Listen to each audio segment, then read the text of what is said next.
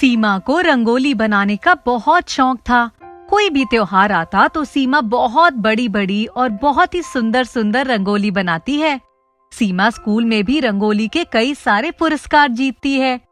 उसकी सहेली शांति उससे बहुत जलन रखती है कि सीमा इतनी अच्छी रंगोली बनाती है और कई सारे पुरस्कार भी जीत चुकी है। सीमा, तुम कितनी अच्छी रंगोली बनाती हो। क्या तुम मुझे सिखाओगी? मुझे भी रंगोली बनाना सीखना है। हाँ, क्यों नहीं। तुम तो मेरी बहुत प्यारी सहेली हो। मैं तुम्हें जरूर सिखा दूंगी। और सीमा शांति को रंगोली सिखाना शुरू कर देती है। इसी बीच स्कूल में रंगोली प्रतियोगिता का आयोजन होता है। शांति, अब मैं कुछ दिन तुम्हें रंगोली नहीं सिखा पाऊंगी क्योंकि मुझे अपनी प्रतियोगिता के लिए तैयारी करनी है।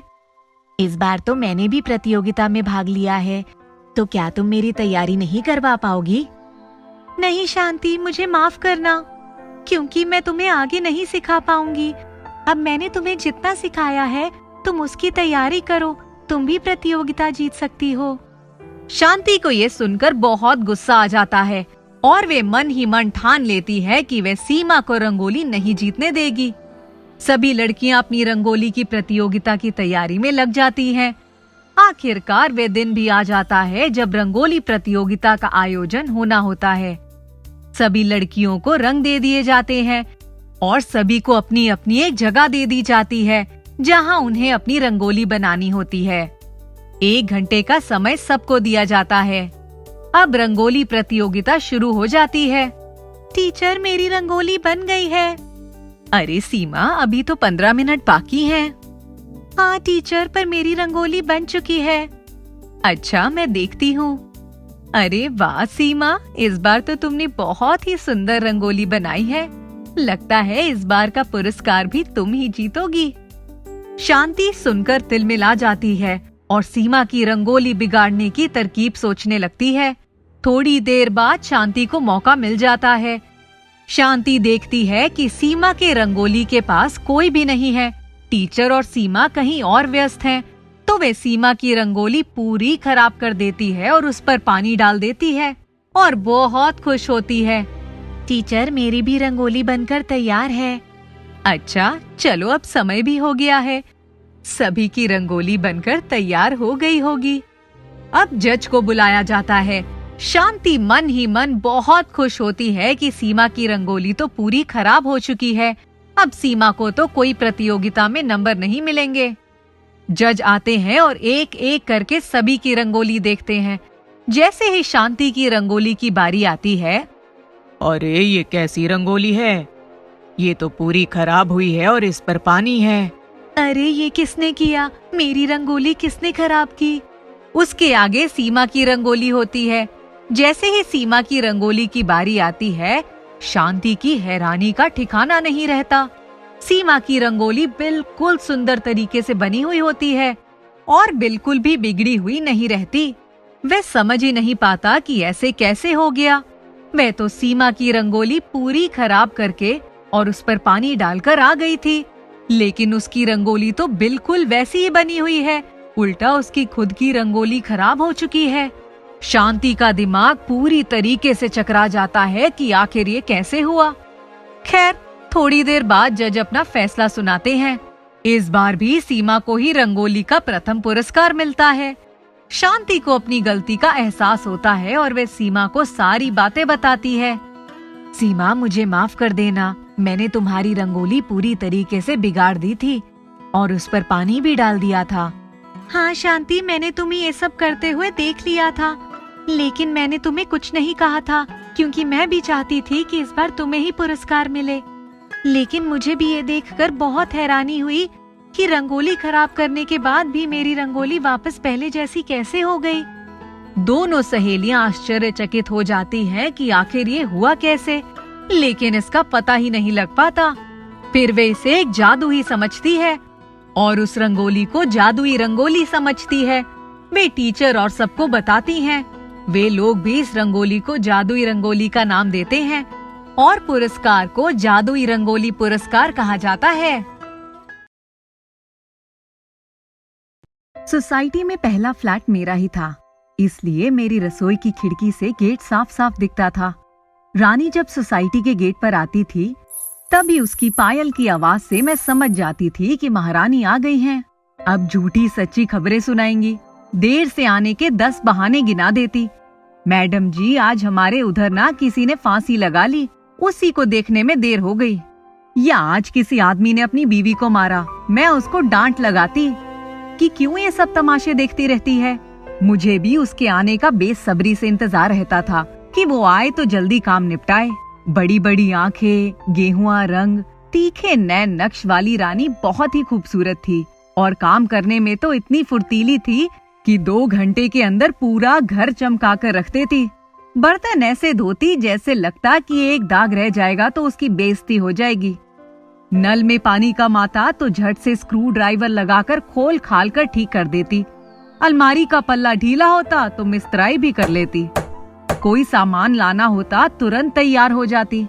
घर में घुसते ही सबसे पहला सवाल होता है, मैडम जी मेरी चाय कहाँ है? जरा गाना लगा दीजिए मैडम जी। मैं हमेशा उसके लिए चाय बनाकर रख देती थी। अगर मैं किसी दिन भूल जाऊं तो ठुनकने लगती थी, मेरी चाय क्यों नहीं बनाई?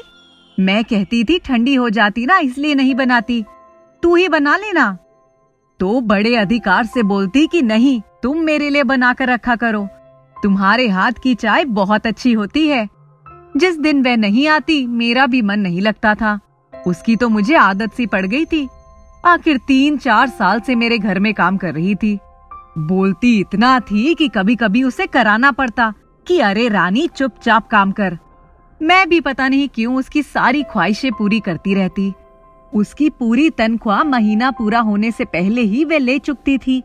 कभी कहती मैडम साहब से कह दो मेरा फोन रिचार्ज करा दें, कभी कहती टाटा स्काई रिचार्ज करवा दें, 2 पैसे तनख्वाह से काट लेना। रानी की 2 बेटियां थी। कभी कभी अपनी बड़ी वाली 6 साल की बेटी को भी ले आती। मुझसे कहती मैडम जी इसको भी पढ़ा दिया करो ना। वह भी अपनी माँ की तरह गोल मटोल सी थी। छुट्टी लेने के 3 दिन पहले ही मुझे याद दिलाती रहती, मैडम जी मैं इतवार को नहीं आऊंगी। एक दिन रानी छुट्टी पर थी। जब दूसरे दिन आई तो चुपचाप काम में लग गई।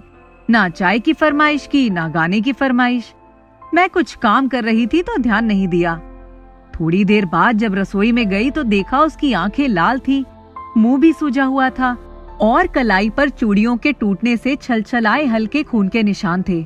मैंने सोचा शायद गिर पड़ी होगी। मैंने उसको देखा और उसका हाथ पकड़कर अपने कमरे में ले आई। जब उससे पूछा कि क्या हुआ, तब वे फफक कर रो पड़ी। बहुत पूछने पर उसने बताया कि रात में उसका पति देर से आया। पूछने पर सीढ़ियों से घसीटते हुए नीचे लेकर गया और झापड़ मारते हुए बोला, तुझसे एक बेटा तो पैदा नहीं किया जाता, मुझसे देर से आने पर सवाल करेगी। मैंने उसे चुप कराया और चाय बनाने चली गई। चाय नाश्ता बड़ी मुश्किल से कराया। मैंने कहा काम रहने दे, मैं खुद कर लूंगी।